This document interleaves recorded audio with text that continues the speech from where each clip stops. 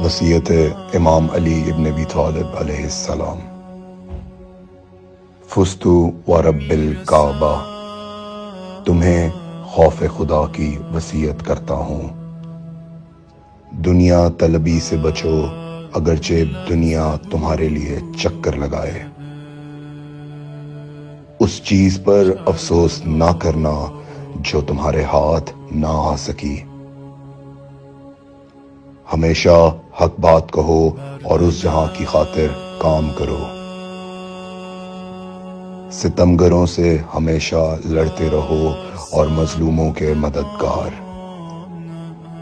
تمہیں اور اپنے تمام فرزندوں اور عزیزوں اور ہر اس شخص کو وصیت کرتا ہوں جس تک میری یہ وصیت پہنچے۔ خدا کا خوف کرو، خدا کا خوف کرو۔ اپنے کاموں کو منظم رکھو اور ایک دوسرے کے درمیان صلح اور آشتی سے کام لو، کیونکہ میں نے تمہارے جد صلی اللہ علیہ وآلہ وسلم سے سنا کہ فرمایا، لوگوں کے درمیان صلح کروانا سالوں کی نماز روزے سے بہتر ہے۔ خدا کے لیے یتیموں کا خیال رکھنا، انہیں کبھی بھوکا کبھی سیر نہ چھوڑنا۔ دیکھو، انہیں یوں ہی نہ سمجھنا۔ خدا کے لیے پڑوسیوں کا خیال رکھنا۔ ان کی سفارش پیغمبر نے کی ہے اور بارہا ان کے بارے میں فرماتے رہے، یہاں تک کہ ہم گمان کرنے لگے کہ شاید وراثت میں بھی ان کا حصہ قرار دیں گے۔ خدا کے لیے قرآن کا خیال رکھنا۔ کہیں ایسا نہ ہو کہ دوسرے لوگ قرآن پہ عمل کرنے میں تم پر سبقت لے جائیں۔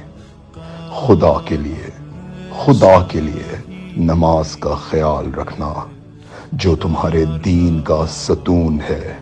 خدا کے لیے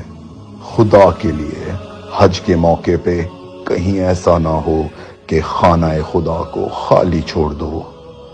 جتنے دن بھی اس دنیا میں ہو، اگر بیت اللہ کی حرمت کا خیال نہ رکھا تو سخت عذاب میں مبتلا ہو جاؤ گے۔